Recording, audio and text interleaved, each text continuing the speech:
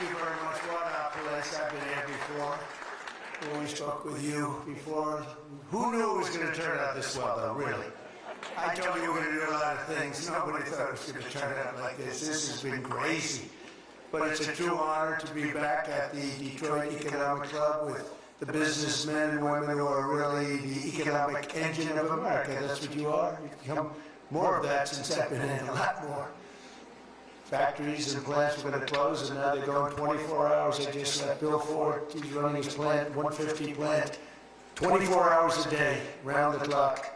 It wasn't running that way two years ago, I can tell you.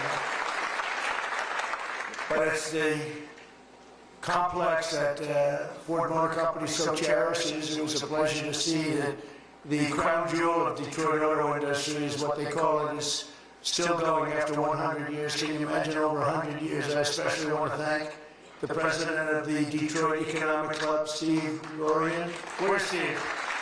Steve? Where's Steve? Hi, Steve. Nice looking man.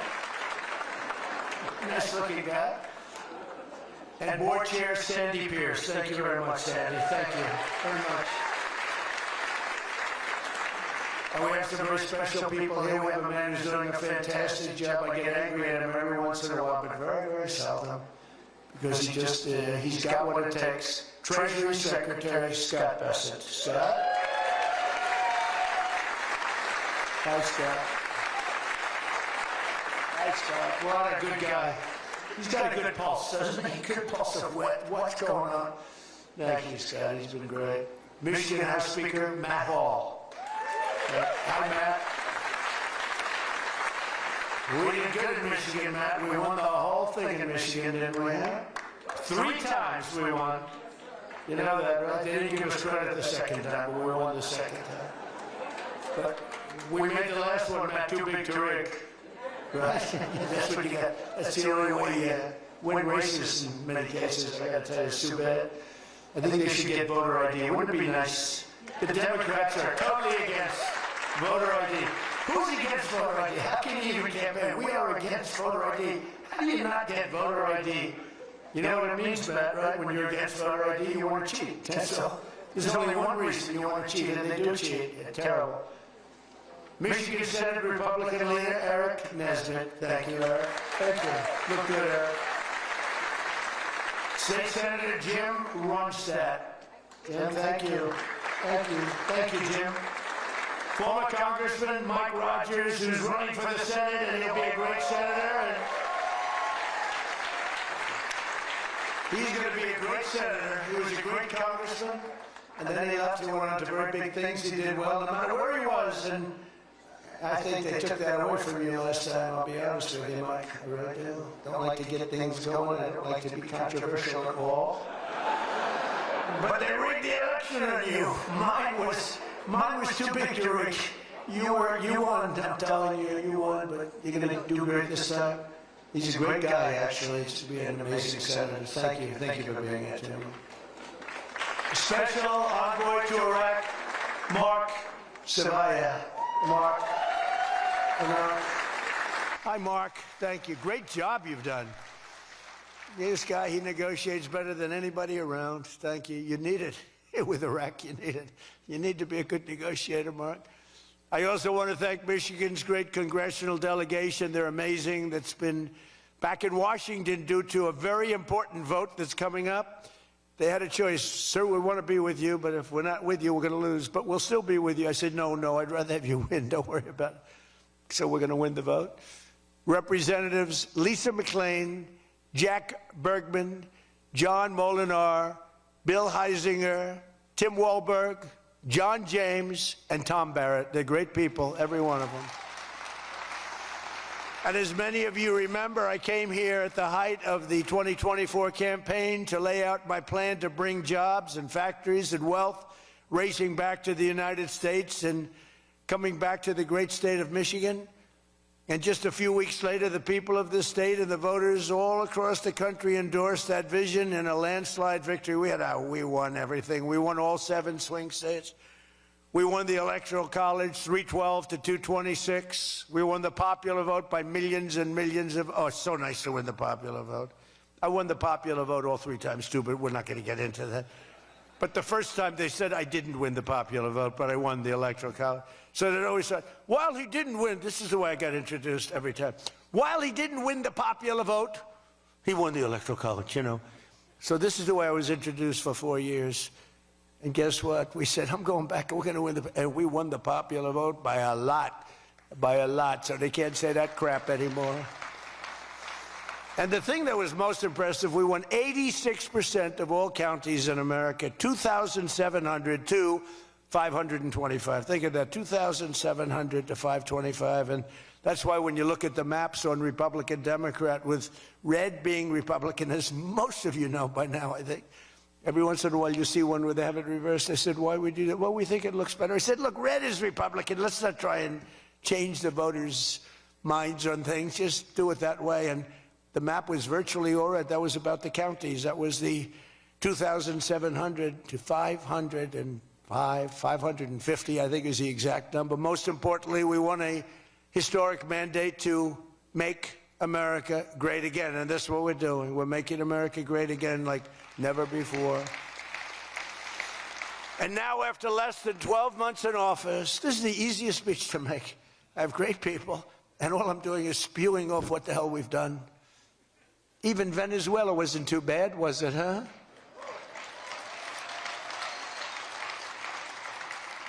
But you have people, Democrats, they say, I don't know if we should have done Venezuela, I don't know. Anybody that says that hates our country, okay? That was as flawless an attack as there has ever been. And they asked us to help them. They have 50 million barrels of oil.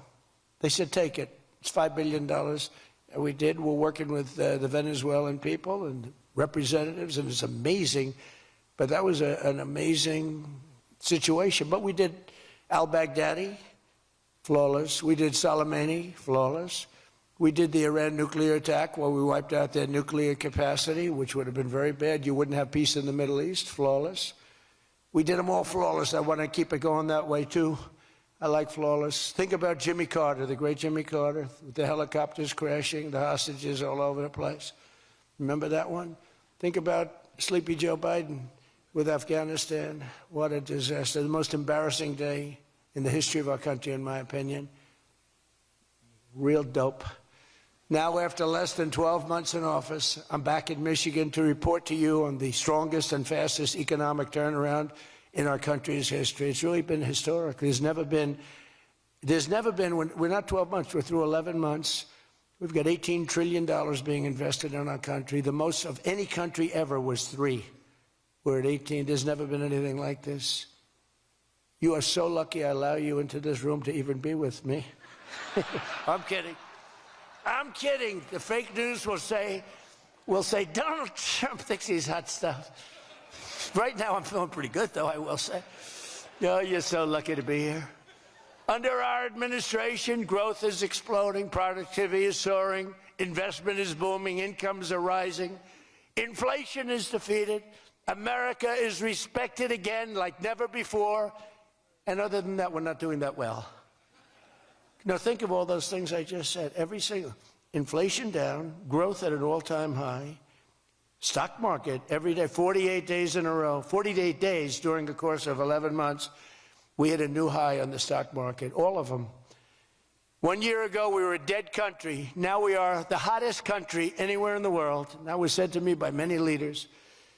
By almost every metric, we have quickly gone from the worst numbers on record to the best and strongest numbers, the most dynamic numbers, and an economy that is far ahead of even my optimistic. I had a very optimistic schedule, I thought. I didn't think it was, but people said it was very optimistic.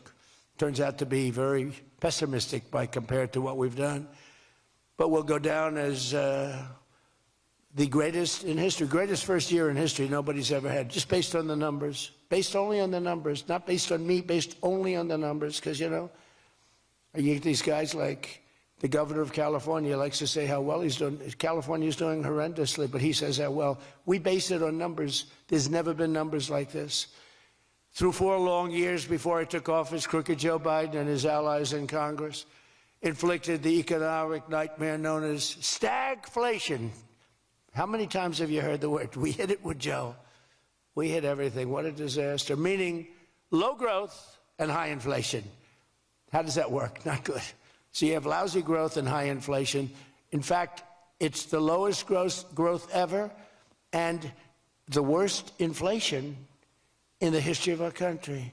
That is really tantamount to not having a good 4 years, right?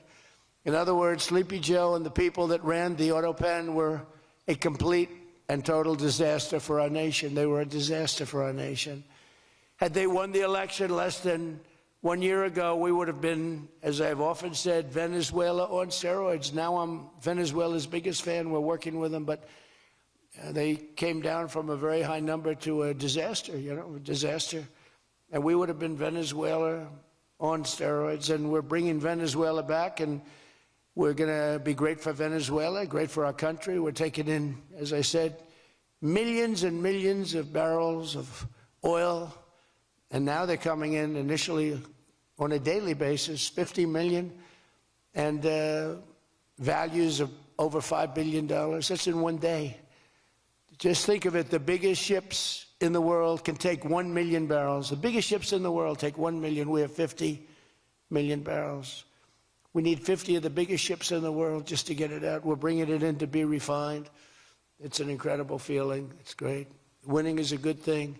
We're going to work with Venezuela. We'll make that country very strong again. We'll get oil prices down even further. We have it down at about a 6-year low, 7-year low, but we're going to get it down further. Joe Biden gave us a colossal stagflation catastrophe, but my administration's rapidly and very decisively ended that. We have quickly achieved the exact opposite of stagflation, almost no inflation and super high growth. So we have the highest growth we've ever had. Think of that.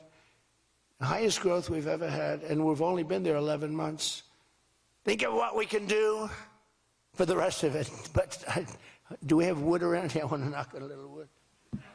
They have one little, everything's plastic nowadays. It's very tough. Now we have the greatest growth, and we have, inflation way, way down. But we inherited terrible growth, and we inherited the worst inflation in the history of our country. The fake news would say 49 years. So when I say the history, they give me a lot of time, but I believe it's the history. But let's say 49 years. Would you say 49 years is okay, right? It's pretty bad. What do you think, Mr. Senator, Mr. Future Senator? I'd say 49. What sounds worse, 49 years or history? I think 49 years almost sounds worse. Maybe I'll just use it and I won't argue with these people. As of this morning, core inflation for the past 3 months has been just 1.6%. The numbers were just announced just before I came on stage. And GDP is smashing expectations with the fastest growth for this country in many years. The fourth quarter is projected at 5.4%, and that's despite the Democrat shutdown where we lost at least 1.5 points. The Democrat shutdown, we would have had close to 7. Think of that, close to 7. They were projecting to, the fakers were projecting to. And if we keep deregulating and adding more capacity, like I saw today at Ford, and if we don't raise interest rates every time good news is mentioned. In the old days, I'm probably old. I used to be up at these lecterns and I'd say, I'm younger than pretty much everybody in the room. Now I say I'm older than pretty much everybody in the room. I like it the other way better, actually. But you're too young. But in the old days, when you had good numbers, interest rates would go down. When you had good numbers, the market would go through the roof. That's the way we're going to make it again. That's the old-fashioned way. That's the right way. Today, if you announce great numbers, they raise interest rates to try and kill it. So you can never really have the kind of rally you should have. What happens and what we want, we're going to have a lot of great months, a lot of great quarters. I want the market to go up. You announce unbelievable numbers and the market goes down because they know you're going to do everything possible. In the Fed, we have a real stiff in the Fed, but that's for another day. But they raise rates. So everyone says, oh, they announced great numbers. It's great, great, great. And the market goes down because they immediately raise rates. No, when the market goes up, they should lower rates. You want to see 20% and 25%? You want to see what we can do? We've got to go back to an old standard. When there's good news, the market should go up, not go down. Does that make sense to everybody? And that's the way it used to be for most of the time. That's the way you make a country great. But our growth potential is unlimited and could be much higher if we went back to sanity. We're not doing it anymore. We're talking about the head of the Fed, and I want somebody that when the market is doing great, interest rates can go down because our country becomes stronger. See, you view it differently. Our country becomes stronger, and therefore interest rates should go down, not up. They kill every rally. If it's, no matter who, if it's beyond me as president, it's no matter who's president. You have a good quarter, and they want to kill it because they're so petrified of inflation. And growth and inflation don't necessarily go hand in hand. You can have growth and very low inflation. In fact, oftentimes growth is good for low inflation. So we're going to work on that, Scott, right? I think we're going to work on that very hard. I mean it so strongly. It's sickening. We announce good numbers and we see the stock market drops 300 points. I say, what the hell is going on? Do you agree with me? It should be just the opposite. All right, Scott agrees, so I'm very happy about this. That means if he didn't agree, I wouldn't do it. But we're already growing double, triple, and even quadruple the speed of almost every other major economy on Earth. We're the #1 economy on Earth, too. And the results are in, and the Trump economic boom is officially begun. It's really begun almost from the beginning. It almost begun, if you look at it, really from November 5th. You know, on another metric, just before the election, it was almost impossible to get people to join the military. We had the worst enlistment in the history of our country, the worst. You couldn't get people for the Army, the Navy, the Air Force, the Marines, Space Force, the Coast Guard. You couldn't get people. And since right after the election, but especially since after January 20th when we took office, we have now the strongest enlistment we've ever had in the history of our country. We've never enlisted people so quickly, so easily. And we enlist by merit now. You know, we won a Supreme Court case that said you hire by merit. You go to college now by merit. Everything's by merit. Our country became great because of merit. And we have done some job. But think of it, a year and a half ago, we had the worst enlistment in history, and now we have the best enlistment. Things like that don't happen. You might go from the bad enlistment to okay, but you don't go from the worst in history to the best in history. But that's what we've done, every one of them. And that includes police and firefighters. It was very hard to get police. It was very hard to get firefighters, and now everybody wants those jobs. In 4 years of Biden, they secured less than $1 trillion of new investment in the United States. So 4 years, less than $1 trillion. In less than 1 year, I've secured commitments for over $18 trillion from all over the world, the most ever for any country.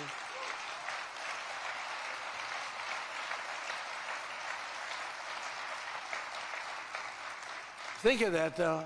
They did, and I'll tell you what, had she won, it would be a disaster because you would have had people leave. You would have not had $1 trillion. You would have had $5 trillion, $10 trillion leaving the country, and your welfare would have doubled.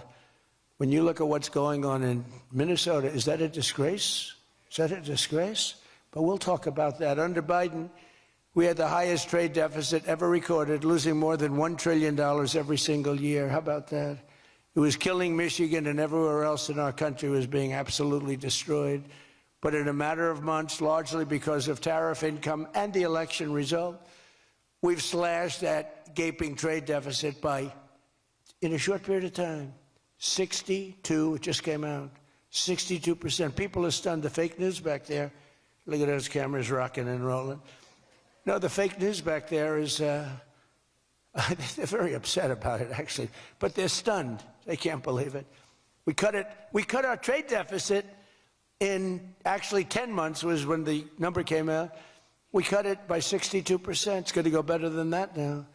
The stock market is now the highest in history since the election. We've set all of those records, and I think an all-time record that's so important to me because so many people have them is boosting 401ks and retirement accounts for millions and millions of Americans, people that are in the police departments, the fire departments, people that are construction workers. A policeman came up to me recently, a nice guy guarding me. He's a perfect guy to guard me. He was a massive guy, big, strong guy. He said, "Sir, you made me look so good in front of my wife. My wife thought I was a horrible investor because every time I invested, we lost money. and we have a 401k, and I'm up like 85%. She thinks I'm Warren Buffett. She thinks I'm brilliant. She's now calling me brilliant. It makes my life much easier. I love my wife much more now. She calls me brilliant every time. I said, don't worry, you're going to do even better for the next 3 years. But one of the biggest reasons for this unbelievable success has been our historic use of tariffs. There was the tariff that made America strong and powerful in past generations, and then we got off it and we went to the income tax system. Great going, fellas. You know, we were the strongest in 1887, relatively speaking. That was around the McKinley time, and Teddy Roosevelt and some others, but we were really strong. It was all tariffs. And I know what happened. Some of these countries got together and they say, hey, convince the United States that it's no good, the tariff system is unfair to us. And so some genius, I know who, I don't want to get into it, but some genius said, oh, let's go to an income tax system. So instead of foreign companies and countries paying everything, the people started paying. And then after that, you had a depression, but that was a long time. That was in like 1913, you had the tariff switched into income tax. And then in and they like to blame tariffs. You ever notice they blame tariffs? No, they brought tariffs back in 1932. They brought them back to try and save the sucker. But it was in 1929, because a lot of people, you know, the anti-tariff people. Now, an anti-tariff person is a pro-Chinese person, like Koch. This guy's fought me in every election I've ever been in, and I've kicked his ass. He inherited a lot of money, and I don't know the gentleman. But he fights me, and then he goes out and says, I made more money with Trump than I ever made in my life. And then he supports these other people that were total losers. Gives them a lot of money, but he made more money. Everybody makes money with me. I always made money for people. And now it's tariffs that are making money for Michigan, and the entire country is stronger and safer and richer than ever before outside of that period of time. Now, if they had what was called the Great Tariff Act of 1887 or something like that, and it was a great group of people like yourselves. They picked really smart people to sit on a committee. They had so much money, they didn't know what to do with it, and they wanted to have the money given away. You know, we built the Panama Canal out of tariffs. We did a lot of things. Panama Canal was the single biggest investment, relatively speaking, that this country's ever made. Would be the equivalent of trillions of dollars today. And Jimmy Carter gave it away for $1. It was also the most profitable thing ever built. In other words, like buildings or casinos or anything, the most profitable thing ever built was the Panama Canal. And brilliantly, Jimmy Carter thought the country of Panama should have it, even though we lost 36,000 people to the mosquito. You know that, right? To the mosquito and a certain snake, which was not a very nice reptile. This was a brutal reptile. You got bit, it was over. It was just like, bye-bye, everybody. We lost 36,000 people. Malaria, the mosquito, and the snake. And he gave it away for $1. Well, at least we got $1. That's better than most of those guys do. We got $1 for that. Most expensive thing ever built, most profitable thing ever built, too. Makes so much money. Every prediction the critics made about our tariff policy has failed to materialize. The evidence shows overwhelmingly that the tariffs are not paid by American consumers, that they're paid by foreign nations and middlemen. And Scott went over that with us before, and they're paid by middlemen. They raise the thing. Countries get involved. They pay them because otherwise they won't have companies. They won't be viable. And we're the big beneficiary. Once again, the so-called experts were 100% wrong, and Trump was right. People of Michigan were 100% right. You elected the right guy. If you had the other person, everybody, we wouldn't even be having a meeting today, probably. There'd be no meeting. The economic club would be saying, like, man, we're doing bad. This is going to be awfully tough to get people to show up. This is going to be tough, the chairman. This is going to not be a good day for us. We don't want to have, let's cancel the meeting immediately. The Trump tariffs have delivered us trillions of dollars of new investment, unprecedented new partnerships on minerals, rare earths, defense, and artificial intelligence, and historic levels of foreign military sales. You know, you have the Supreme Court now going to rule on whether or not we can use tariffs. Can you believe this? A case brought about by people that are China-centric, foreign-centric, but China-centric. I wouldn't want it if I was China either. You know, China's our one of our biggest taxpayers right now. China. Would you ever believe you'd hear that? And they've been great. My relationship with President Xi has been great. But we have a group that's foreign-centric, China-centric, suing, and we'll figure something out if we don't win. But we should win. I mean, we should win. So great for national security. I ended 8 wars. Think of that. 8 wars. And without trade and tariffs, you wouldn't have been able to end any of them. But they brought hundreds of billions of dollars pouring into the United States Treasury, helped curb inflation, and helped cut the federal budget deficit by a staggering 27%. And that's only for a short period of time. The number's much bigger than that when you add in the full year. And I've told people I got into a lot of trouble because of the fake news back there. I told people, I said, tariff is my favorite word. I said, my favorite word of every word is tariff. I've loved it for 40 years. I came here many years ago. Remember, they said I didn't come here. Then they found out I did. I got an award in Detroit, in Michigan, many years ago, and still have it. They said it never happened. It did happen. Turned out I didn't notice any apology. But all I did was talk about you're losing your car industry. This was long before I ran for politics. They said you're losing. I said, why are you allowing these foreign nations to take your car? You know, you lost 57% of your car industry. The good news is you're getting it back. But I said, why aren't you using tariffs? I've been very consistent, I will tell you that, for years and years. Even as a private businessman, for years I used to, because I get, for whatever reason, a lot of publicity always. I don't know if that's good or bad, but it happens. And I talk about the importance. But I said, recently, I said, tariff is my favorite word in the whole dictionary. There's no word. And I took a lot of heat. They said, what about your wife, your children? What about religion and God? What about Jesus? So I said, all right, it's my 5th favorite word. And since then, I've been fine. They hit me hard, these people, these fake news. They were killing me over tariff. He likes tariff more than his wife, more than religion. He likes tariff more than anything. What a disgrace. So I now call it number 5, and I'm in good shape. That was a rough day. It's my favorite word, and I got killed. Every word, you know, when you go up here, you take a big chance, especially me, because I go off teleprompter about 80% of the time. But isn't it nice to have a president that can go off teleprompter? When you think? Remember the speeches Joe would make? First of all, they'd last a matter of seconds, you know. Thank you very much. You ever notice Joe would always cough before a speech? State of the Union, he gets,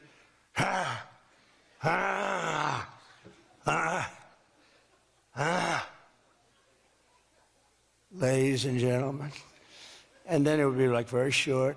Although the one time they had him spruced up pretty good, remember, he was high as a kite. He was floating, he was up there way up. That was a bad speech. But, hey, he got through it, you know, he got through it. If you call it getting through, this country was so, can you imagine allowing 25 million people into our country, many of them criminals, many of them murderers? What he did to this country, what they did, because it was the people surrounding that beautiful, resolute desk.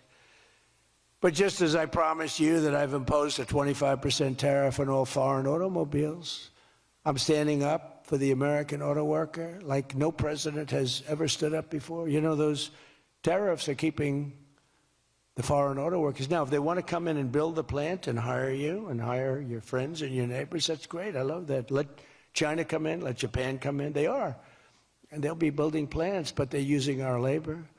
U.S. auto factories are now seeing more than $70 billion of new investment. Think of that. They were leaving. They were all going. They were going in the opposite direction. Now they're pouring back. It's the greatest. Nobody's ever seen anything like it. And much of that money is coming right here to the car-making capital of the world, Detroit. You lost, I mean, so many places.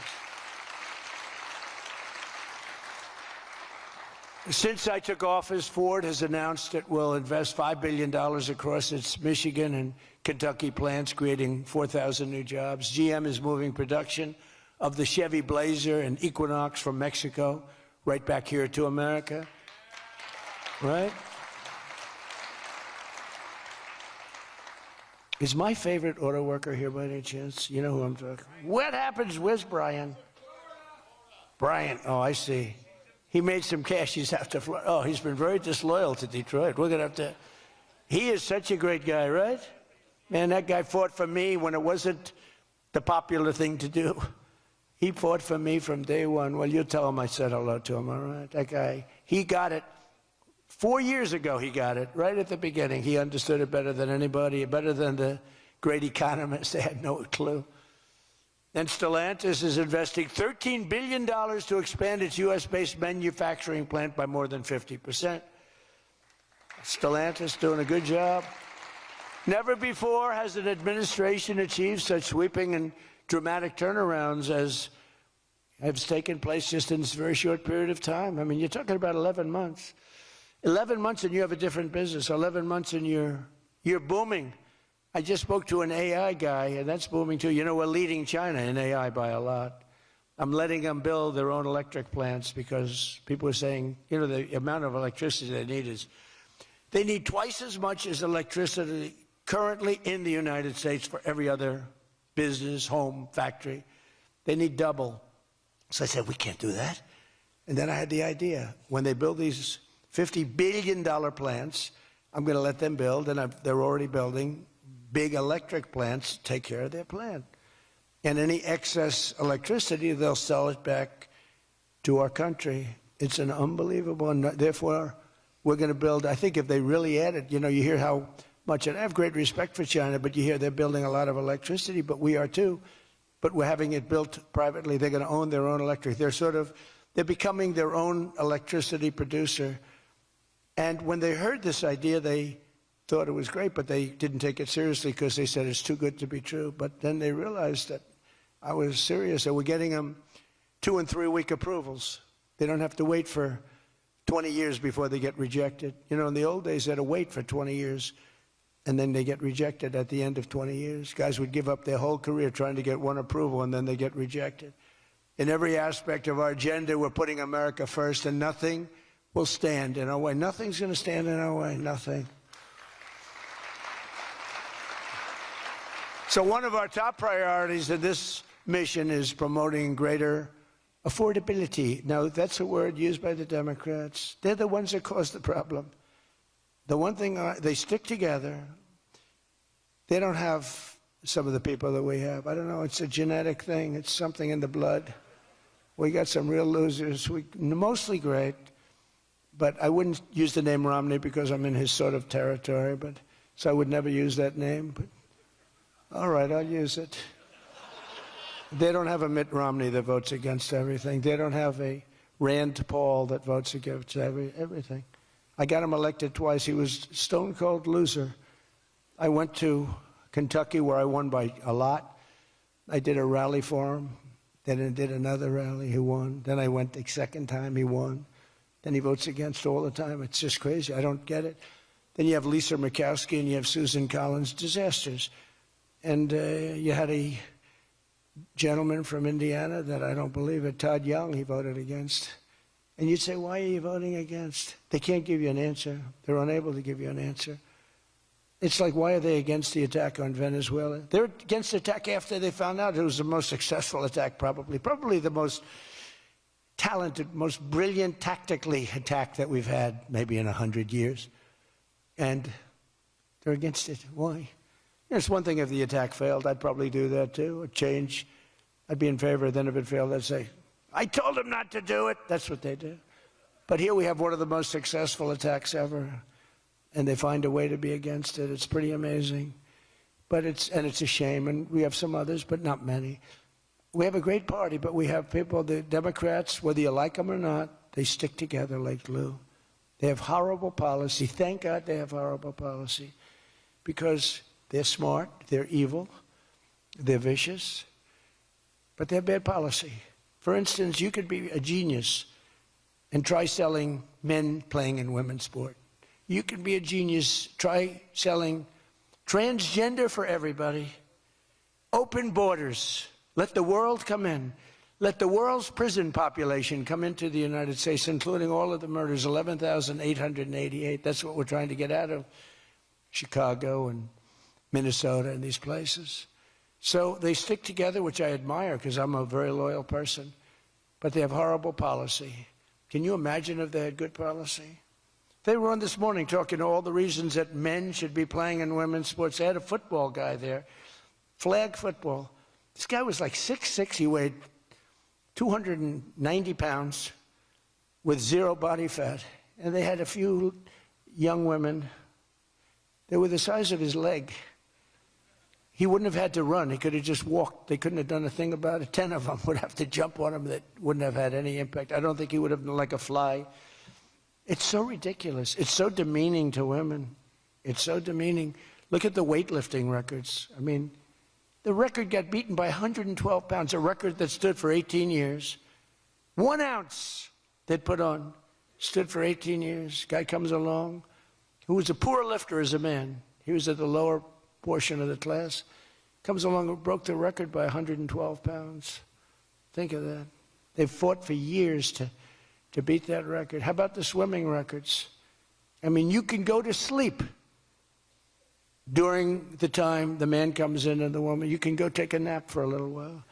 How about the long-distance race that took place not so long ago? Long distance, these marathon deals. They had top men, top women. The man came in. The woman came in 5 hours and 14 minutes and 36 seconds behind the man. Think of it.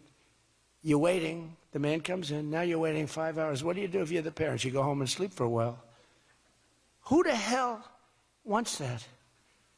It's so demeaning to women and who are great athletes. It's so demeaning to them. And it's right now in the Supreme Court. I can't believe it would even go to the Supreme Court. I mean, could you imagine 20 years ago talking about men playing in women's sports? They'd think you're crazy. Or transgender for everybody. If you said there will be no mutilation on children, that's one of my standard lines. We will not allow the mutilation of a child. Can you imagine having to say that 15 years ago? People would say, is that guy crazy? Of course we won't. But we're living in a different time. It's a crazy time we're living in. After real wages plummeted by $3,000 under Sleepy Joe Biden, real wages are up by $1,300 in less than 1 year under President Trump. For construction workers, wages are up $1,800. Don't forget, they were down $3,000. Factory workers over $2,000, and for many other workers, over $5,000. And I just gave the military, because we're doing so well with taking in so much money with the tariffs, I just gave them $1,776. You saw that, right? Did you see that? They had 75, and I said, you know, if you had one more dollar at 1776, they said, that was a good idea. We could afford one more dollar. We gave them 1776. Meanwhile, grocery prices are starting to go rapidly down. Rent is down. Airfares are down. Hotel rates are down. Cell phone prices are down. And we're just getting started. But more importantly than going down, our growth is through the roof. It's way up. Among my first acts in office was to end the radical left war on oil and gas and stop the crusade to kill American energy, and frankly, to open up cars so that you don't have to have an electric car. I love electric cars. I think they're great. I like Elon a lot. I don't think he was too happy with my policy of opening it up, and I can understand that. But I've been saying it for 4 years. They wanted everybody to have an electric car in a very short period of time. There was no way to build the stations. There was no way to get it done. I want you to have gasoline-powered cars. I want you to have electric. I want you to have hybrids. I want you to have everything. Hydrogen, I don't know about. I'm hearing it's not testing so well. It's fine, except when there's an explosion, you're a goner.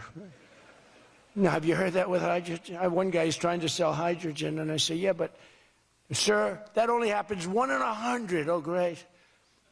When it happens, they find the body like 300 yards down the road. So I said, I'll pass on hydrogen. Maybe there's something I don't know about, but is anybody in the hydrogen car business? Gasoline is now under $2.50 a gallon in 17 states and under $2 in many places. We have some states it's $1.95, $1.99, $1.97.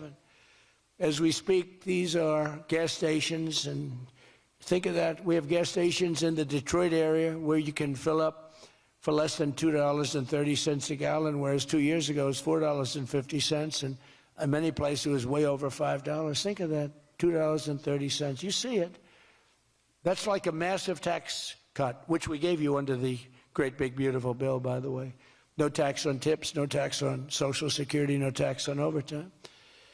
And with our extremely successful operation in Venezuela earlier this month, that number soon is going to go lower because we're going to have a lot more energy. We're going to have a lot more, as opposed to a country that's going to be totally shut down. No fuel, no gasoline. And it's, you know, they say it's got more than Saudi Arabia. Who knows? It's got a lot. And by the way, to all Iranian patriots, keep protesting, take over your institutions if possible, and save the name of the killers and the abusers that are abusing you. You're being very badly abused. If the numbers are right now, I hear 5 different sets of numbers. I hear numbers, look, 1 death is too much. But I hear much lower numbers, and then I hear much higher numbers. But I say save their names because they'll pay a very big price. And I've canceled all meetings with the Iranian officials until the senseless killing of protesters stops.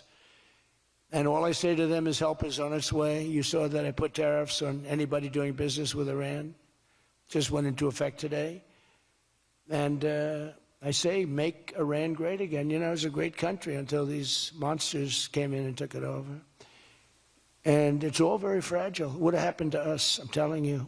If I didn't win this election, it would have happened to us. In the coming weeks, I will be laying out even more plans to help bring back affordability. And again, remember, that's a fake word by Democrats. Prices were too high. They caused the high price. They never want to talk about affordability. They always go, this is an election about affordability. I say, they caused it.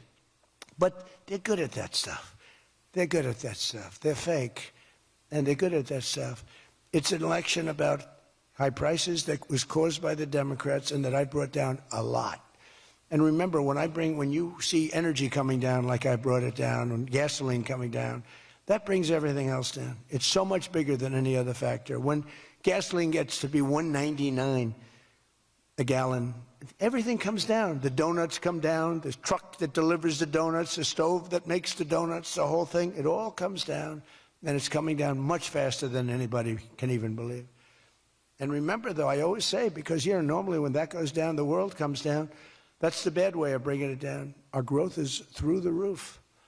So I always want to say that whenever I say prices are coming down, but our growth is going way up. 2 beautiful events, the exact opposite of the Biden administration.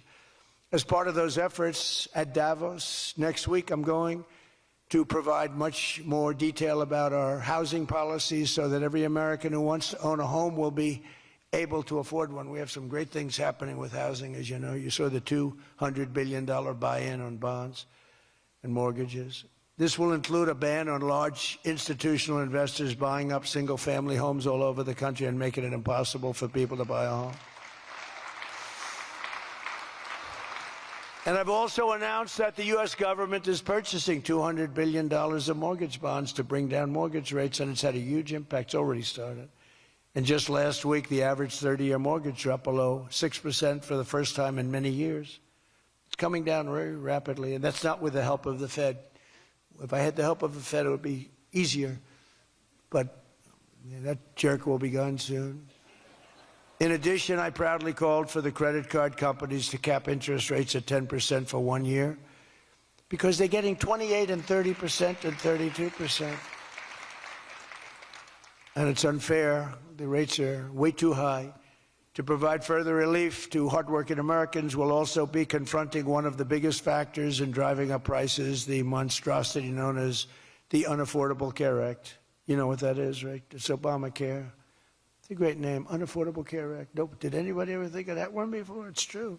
It's the Unaffordable Care Act. Obamacare was a gift to make health insurance companies rich at the expense of the American people. In particular, the so-called enhanced premium tax credits were a corrupt payoff to the insurers, whose stock prices went up more than 1,000% after Obamacare was signed. I want the same money I want it to go directly, very simple. I want the money, those big amounts of money paid for by the government, to go directly to the people so they can buy the health care that's right for them. They can negotiate their own deal, health care savings account, but they'll buy their own health care. And everybody loves it. That's why later this week, I'll announce our healthcare affordability framework that will reduce premiums for millions of lower drug prices, delivering price transparency and demand honesty and accountability from insurance companies all over the country, all over the world, actually. Healthcare costs will come down very fast with my most favored nation executive order. We're doing most favored nation drug prices. When we would have drug prices stay the same, everybody thought it was great. They're going to be coming down thousands of percents. We're standing up to special interests and slashing prescription drug prices by 300, 400, 500, and even 600% and more. I mean, think of that. On that alone, we should win the midterms in a landslide.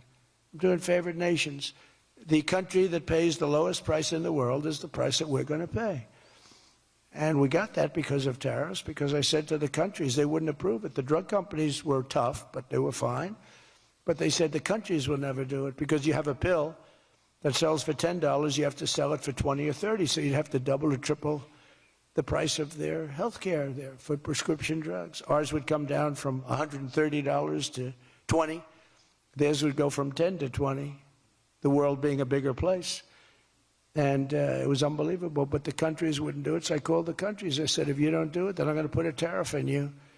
And the tariff's going to be 20 times more than the cost that you're having to pay for fair health care. And every one of them said, sir, we agree with you 100%. We would be honored to do it. It was really rather amazing. We could never do it. So think of that. You have most favored drug prices. Your drug prices are going to go down like from $100 to $10. Nobody can believe it. And we can't get the fake news to write about it. It's the biggest thing to happen in medicine. It's the biggest thing to happen in healthcare. And I cannot get the New York Times, I cannot get anybody to write about it. When we got it done and we announced it, it was on a page way in the back of the New York Times. Same with others. They don't want to talk about it. You know why? Because it's so good. It's the biggest thing to happen. Over the past 12 months, almost every promise I made to you right here in 2024 has been kept. I've kept all my promises and much more. I mean, I've given you much more than I gave you promises, and I produced much more than I said I was going to produce. I gave you the largest tax cuts in American history, cutting taxes across the board in the great, big, beautiful bill. And as I told you, I mean, who would have gotten you no tax on tips, as I said before. No tax, I said over and over again, no tax on overtime, no tax on Social Security for our seniors. Any senior should be voting for us because the Democrats won't do this. It doesn't work for them. And we also made interest on car loans fully tax deductible so that when you go out and buy a car, if you have a mortgage or you get a loan on a car, you're allowed to deduct interest for the first time ever. That's never happened before. But only for cars that are stamped with the beautiful words, made in the USA. In other words, we're only letting that take place if the car is made like in Detroit or in the USA.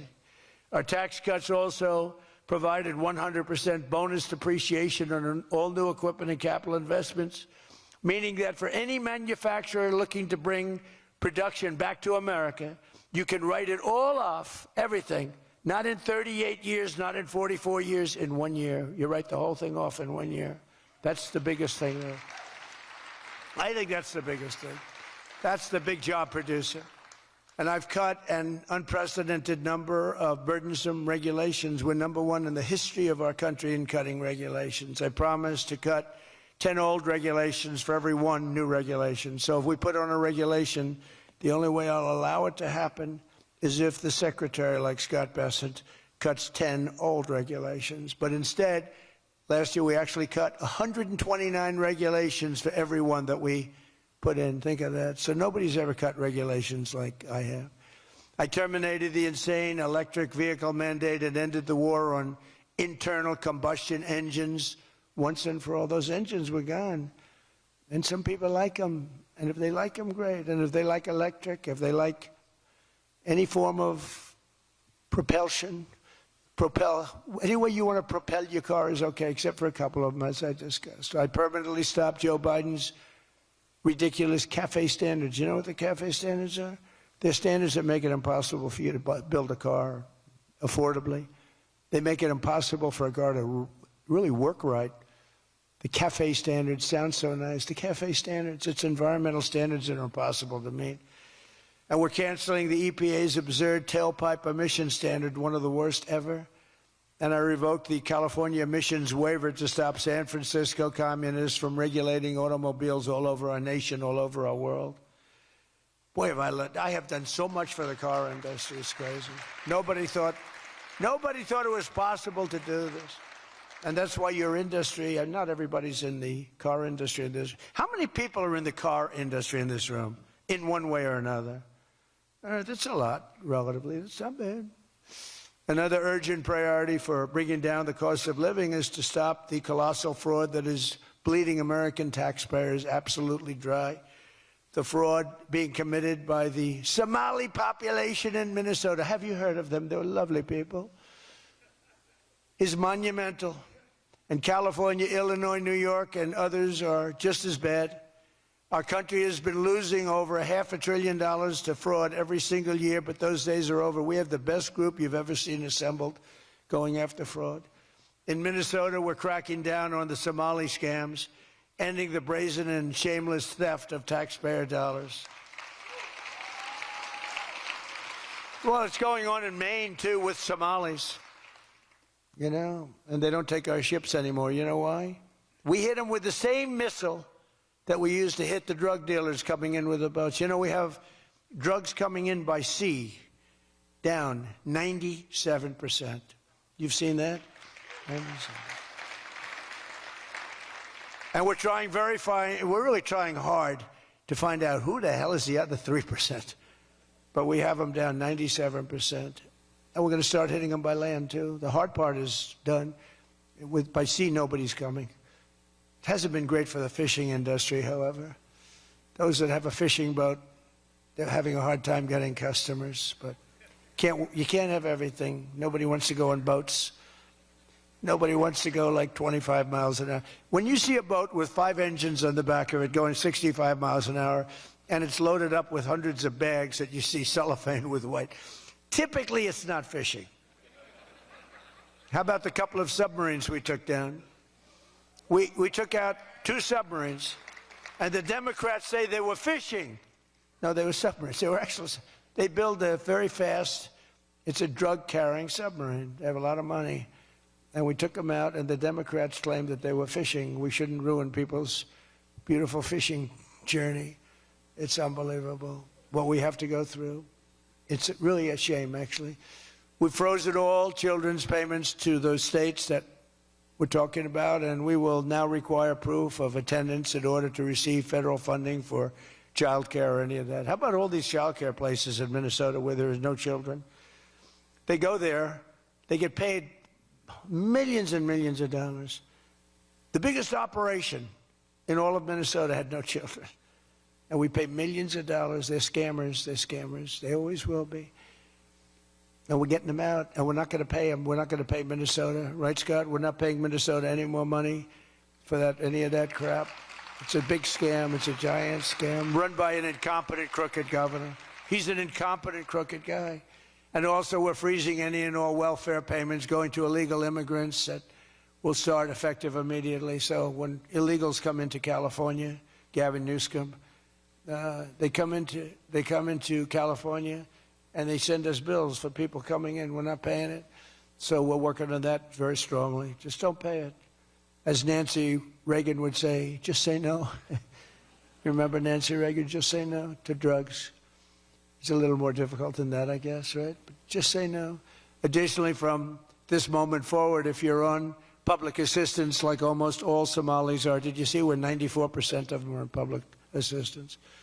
You can't wire money out of the country back to your bank account from where you came.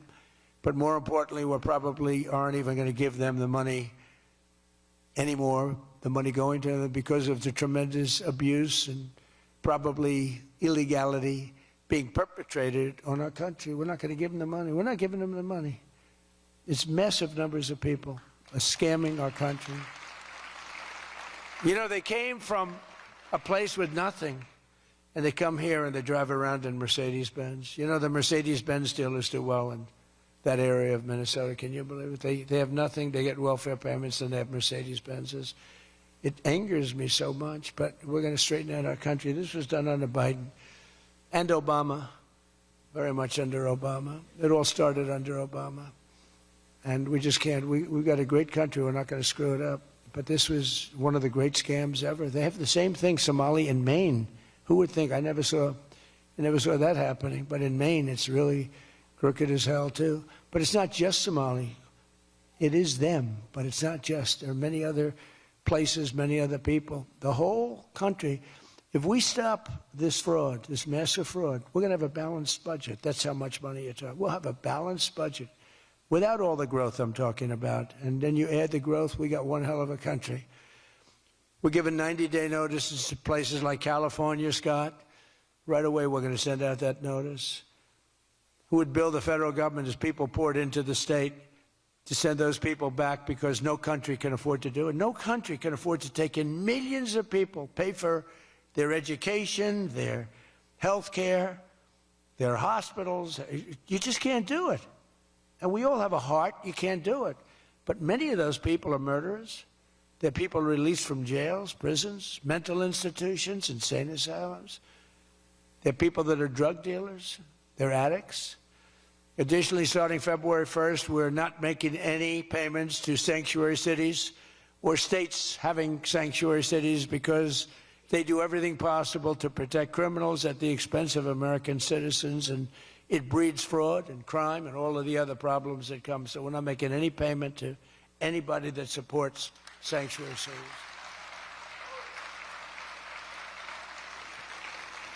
We have also suspended nearly 8,000 SBA loans, Small Business Association loans, to suspected scammers in Minnesota, of which there are many. It's a great state. It was a great state. Now it's getting destroyed by that stupid governor. What a stupid guy he is. But he's a crook. I mean, he's an incompetent guy, but he's a crook. He allowed this to go. You can't have corruption on a scale that nobody's ever seen before, and you're sitting as a governor and you don't know what's going on. It's impossible, even though he's a stupid guy. We're investigating large-scale visa fraud, and the Department of Justice has already charged nearly 100 people in criminal conspiracies in Minnesota. They're all over the place. Last week, we announced that I'm creating a brand-new division at the Department of Justice, a legal strike force led by a really tough, smart new Attorney General for fraud. He's a fantastic young guy. He's so impassioned to do this properly. We intend to imprison any fraudster, politician, or public official involved in these sick plots to loot and pillage our country. Think of that Ilan Omar. She lives in Somalia. They don't have a government. They don't have a military. They don't have police. They don't have anything. All they have is murder and robbing ships, bringing in ships, pirates. That's stopped. Same missile, ping. That's the end of them. It's amazing how that can stop corruption. Those missiles, they never miss, you know. The same one, exactly the same one. But think of it. She comes from a country with nothing, and she comes here and she tells us about our Constitution. I have a constitutional right to rip off the country. I guess she's a total scam artist. Anybody knows it. How do you let her get away with it? AOC +3. She was one of the three. They're all scammers. They're so bad for our country. They're so bad for our country. Our ICE operation in Minnesota, for example, is finding hundreds of killers, violent predators, and child rapists, some of the worst criminal offenders anywhere in the world, murderers all over the place. All we want to do is get them out. Did you see the pictures that we put up? Hundreds of them. Murderers wanted for murder, wanted for the worst drug selling. One of them is one of the biggest drug dealers in the world. And vicious, sells bad drugs too. Bad drugs, like if you take a tiny little morsel, your child is dead. And we're getting them. But it's hard to get them because they make it so impossible for you. And you wonder why. Why would they do that? You know, do they want to live with murderers? Do they want to live with these people that are emptied out from prisons? They have a lot of people. One of the reasons I was so angry with Venezuela, they emptied their prisons almost entirely into the United States of America. Tren de Aragua was the gang. one of the worst, probably the most violent gang there is anywhere in the world, they say. We're getting them out. We've got a lot of them out already, but we're getting them out. We're also going to revoke the citizenship of any naturalized immigrant from Somalia or anywhere else who is convicted of defrauding our citizens. We're going to get them the hell out of here fast. And if you come to America to rob Americans, we're throwing you in jail and we're sending you back to the place from where you came. We're throwing you right in jail. And they know it, too. And one of the reasons they're doing these fake riots, I mean, they're just terrible. I mean, you see it's so fake. Shame, shame, shame. You see the woman, that's all practice. They go practice. They go to areas, they take hotel rooms, and they all practice together. It's a whole scam. We're finding out who's funding all this stuff, too. We pretty much know. But in conclusion, as we liberate our country from this cultural scourge and the plague of corruption and fraud, we'll rediscover the natural energy and native spirit that truly makes America great again, like we're doing with Detroit and Michigan. If we get rid of fraud and do our job properly on the trillions that are being extorted out of our country from corrupt and incompetent governors like Gavin Newsom, J.B. Pritzker, and Tim Walz, we will very soon have a balanced budget, and that's the kind of money that we're talking about. We're talking about massive amounts of money. Our country wasn't built by people who tried to lie and cheat and scam their way to success. It was built by legends like Henry Ford, Henry Dow, Thomas Edison, the Kellogg brothers, Alfred P. Sloan, the founder of General Motors, men who lifted up American workers and strengthened our nation beyond even belief. And we're doing the same exact thing right now. I think we're doing it even better. This is the fierce spirit of patriotic free enterprise that we're now unleashing once again. We are unleashing it like maybe never before. Together we have turned the page forever on the failed left-wing model that makes our America poor, desolate, and makes people feel sorry for us. That's what we had. We had a country where our leader was laughed at and our country was scorned. We had a country that was laughed at. They laughed at us. 2 years ago, they laughed at us. They thought we were fools. They thought we were stupid people. Now we're seeing that they're not the smart ones. We are. But we have a great America, and we're going to enrich it. And foreign nations, foreign migrants, criminal fraudsters, and corrupt politicians are not going to play a role anymore. They're going to be in jail. Under the Trump administration, we're reclaiming America's dignity, rebuilding America's wealth. And we're putting the productive, hardworking American citizen at the center of every single thing that we do. They were the ones that built America, and they will build it up again. And that's what they're doing at levels nobody thought was possible. So today, after less than 1 year, our border is secure. Remember, they talked about the border, how bad? In 3 weeks, I didn't go to Congress. I said, secure our border. And they did. Remember Biden, he said, I have to get approval from Congress. Had nothing to do with Congress, had to do with respect. Our spirit is restored. Inflation is stopped. Wages are up. Prices are down. Our economy is booming like I think you'll see soon, like never before. Our military is strong and unprecedented. I rebuilt our military in my first term. Our workers are thriving and our auto industry is returning to the country where we all began and where it all began, and frankly, a country that we love. The United States is winning again, and we're rapidly making America and the great state of Michigan greater and more prosperous than ever before. I want to again thank the Detroit Economic Club. You do a fantastic job, so respected. God bless you, and God bless America. Thank you very much, everybody. Thank you.